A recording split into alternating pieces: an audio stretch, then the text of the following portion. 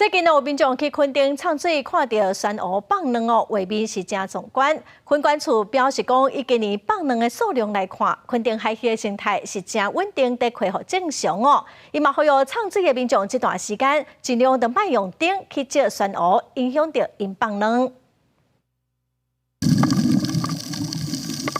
粉红色的精卵束出现，拄好互唱水客记录落来。这是垦丁海底山乌一年一摆放卵的画面。4月20是旧历3月23妈祖生，即阵嘛是垦丁山乌放卵的时。垦丁出水口甲跳石海域拢有山乌大量来放卵。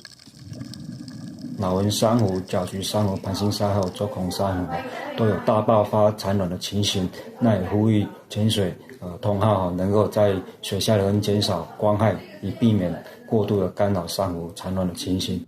山乌放卵是海洋生态健康的指标。学者指出，垦丁出海口的山乌是上健康的一镇。本来烦恼讲旧年风台逆流地势爆发来冲击到当地的山乌，不过目前看起来影响无真重，不过也是会细腻对陆地内的污染。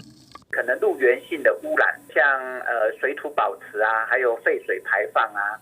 或者是大量游客到海边，防晒用品啊融入到水里面，或者人在那边活动的一些垃圾。垦管处讲，4月19到4月20，上无4种山乌大量来放卵。今年的状况显示，当地的海域生态正在稳定恢复，唱水的所在山乌的生态嘛有提升。